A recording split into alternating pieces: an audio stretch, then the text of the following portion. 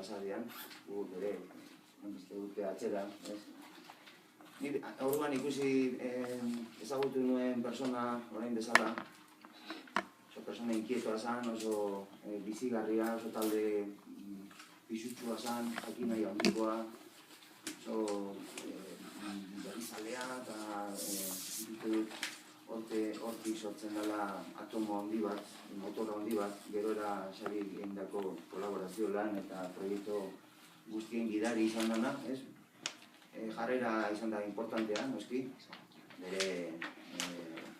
instrumentuaren eta musikaren ezagutza ere, oinarrian, baina aktitude kreatibo bat beti, ere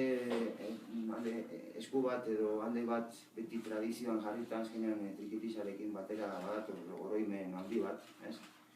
Gure musikarena, gure iraganarena, gure identitatearena, ez? Oso importantea da hori. Eta beste aldean, beti ere bilatzen zirrikitu berriak, bide berriak, inkietude hori izan du beti Xabik berarekiko eta hori transmititu nahi izan du ariketan modurik esanguratsuenean, kasu honetan bezala. Bera, 2 urte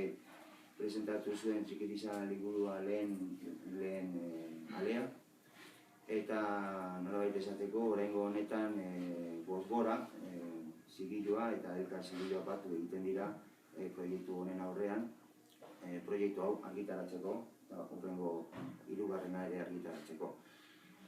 Bere ibilbidean zehar beti izan ditu erreferenteak oso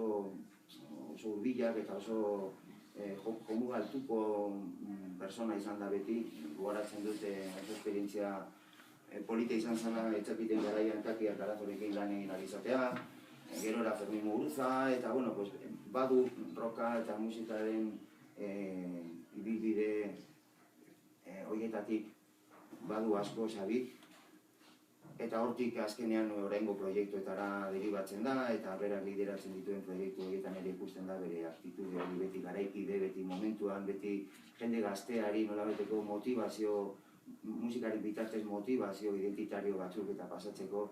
eta hori da azkenean guzti honen laburpena edo, hemen ikusten da alde batetik Ereñozu diskoa, bertan 15 pieza berri topatuko dituzue, eta funtsean tradizioa dagoen arren tratamientu produzioa oso modernoa da, eta horrekin batera Trikitisa liburua bi, nolabait ere jende gaztearentzako edo Trikitisa ikasten eta irakasten ari direnentzako metodo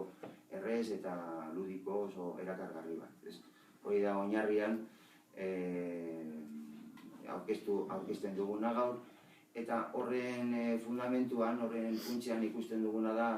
bere ahalegin guzti hauen ondorioz Xabi bilakatu dela beste batzurekin batera, momentu honetan Trikitisaren inguruan dabiltzan gazteentzako erreferente bat. Bere, esan bezala, jarrera transgresore horren atzetik ere jende gazteak ikusten du bide bat,